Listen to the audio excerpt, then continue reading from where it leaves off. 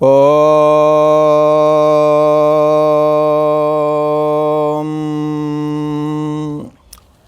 श्री योग वासिष्ठ के उत्पत्ति प्रकरण में श्री वशिष्ठ जी महाराज बोले, हे राम जी, यह सब जगत रूप जो ये अनर्थ है ये चित्त से उपजता है।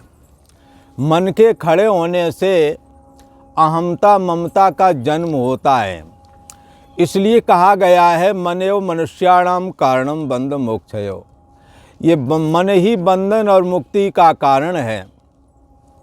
बंधाय विषयासक्तम मुक्त्यै निर्विषयम स्मृतम।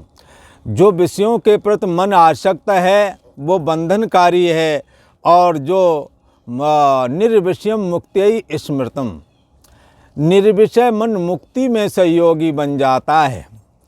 ये सारा का सारा जगत कैसे खड़ा हुआ है? जगत रूप अनर्थ ये चित्त से खड़ा हुआ है, अर्थात मन से खड़ा हुआ है। जब आपने चाहा तब आपने पढ़ाई की, तो पढ़ाई का झंझट आपके मन ने खड़ा किया। जब आपने चाहा विवाह करने का तो विवाह किया, ये विवाह का झंझट मन ने खड़ा किया। मकान दुकान आदि बनाने का झंझट ये सब किसने खड़ा किया? आपके मन ने माना, आपके मन ने चाहा, आपने खड़ा किया। पर जिन्हों के मन ने ये नहीं चाहा उन्हों को नहीं खड़ा हुआ। तो क्या है हे राम जी, ये सब जगत रूप अनर्थ चित्त से उपजता है। दूसरे को देख करके, दूसरों के संसाधन देख करके खुद में मन को इच्छा होती, लगता मेरे को भी काश ऐसा हो। लगता है वो लंबी वाली गाड़ी काश मेरे पास में भी होती। अब पहले छोटी गाड़ी है उससे संतुष्टि नहीं है। ये अनर्थ किसने खड़ा किया? आपके चित्त ने खड़ा किया। दूसरे की उन्नति को देख करके छाती जलाने लगे, ये किसने खड़ा किया? आपके चित्त ने खड़ा किया। अब राग द्वेष से रहित यदि होना है तो कौन होवेगा? राग द्वेष से रहित कौन होवेगा? चित्त ही होवेगा। मन ने अर्थात चित्त ने ये राग द्वेष रूप अनर्थ खड़ा किया है, और राग द्वेष रूप अनर्थ जब चित्त चाहेगा छोड़ना तो छूट भी जाएगा। इसलिए जब राग द्वेष आदि विषयों से, शब्द स्पर्श रूप रस गंध आदि विषयों से जब वैराग्य प्राप्त होता है, अर्थात इससे जब राग की निवृत्ति हो जाती है तो छूट भी जाता है। इसलिए मनेव मनुष्याणाम कारणम बंध मोक्षयो। ये मन ही बंधन और मुक्ति का कारण है। इसलिए हे राम जी, यह सब जगत रूप जो अनर्थ है ये चित्त से उपजता है। और हे राम जी, यदि मेरे वचनों को ध्यान से सुनो तो मेरे वचनों के सुनने से ये चित्त रूप अनर्थ है, ये जगत रूप जो अनर्थ चित्त से उत्पन्न हुआ ये शांत हो जाएगा। ये ऐसे ही खड़ा हुआ है जैसे सपने का जगत खड़ा होता है अन हुआ। यद्यपि सपने का जगत नहीं है तो भी दिखता है, और वहाँ अनुकूल और प्रतिकूल परिस्थिति में सुखी और दुखी भी होते हैं। ऐसे ही राम जी, अज्ञानता के कारण, अहमता ममता के कारण ये जागृत जगत खड़ा हुआ है। इस हे राम जी, इसमें संशय नहीं कि सब जगत ब्रह्म से उपजा है। जैसे इसमें संशय नहीं जितने की आभूषण हैं सोने से प्रकट हुए हैं, परंतु सोना कोई ना पहन करके आभूषण ही पहनता है। सब जगत ब्रह्म स्वरूप ही है। जैसे सारे आभूषण स्वर्ण रूप ही हैं, ऐसे सारा जगत ब्रह्म स्वरूप ही है। पर जब तुम ज्ञान में जागोगे तब ये रहस्य ज्यों का त्यों जान जाओगे।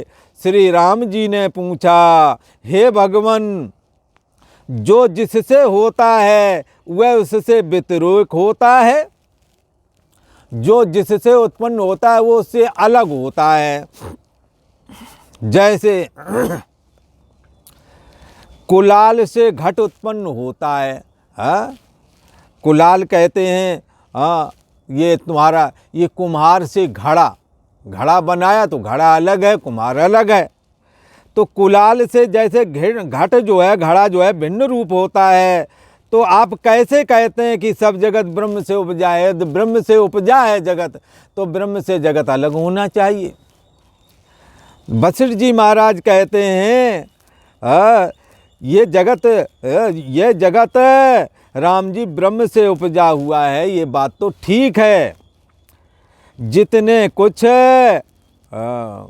पहले तो शंका सही से समझ लो। राम जी ने शंका क्या किया है कि जो आप कहते हो कि जगत ब्रह्म से उपजा है और ब्रह्म स्वरूप ही है, और जो कोई चीज़ जिससे उत्पन्न होती है वो उससे अलग होती है। जैसे कुम्हार ने घड़ा बनाया, घड़ा अलग है, ऐसे ब्रह्म से जगत उत्पन्न हुआ तो अलग होना चाहिए। पर आप तो ये कहते हैं कि ये जगत ब्रह्म स्वरूप है, ये कैसे संभव है? श्री वशिष्ठ जी महाराज बोले, हे राम जी, यह जगत ब्रह्म से ही उपजा है, ये बात तो साफ है। जितने कुछ प्रतियोगी शब्द शास्त्रों में कहे गए हैं वो सब दृश्य में हैं, दृष्टा रूप साक्षी आत्मा में नहीं है। शास्त्र के उपदेश जताने के निमित्त कहे गए हैं, वास्तव में यह शब्द भी कोई नहीं है। जैसे किसी बालक को परछाई में बेताल भासता है। अब परछाई है, परछाई में कोई वस्तु कोई होता नहीं है, बालक को लगता है ये भूत है। बालक चलता है, उसकी छाया भी चलती है, उसे लगता है कोई हमारे पीछे आ रहा है।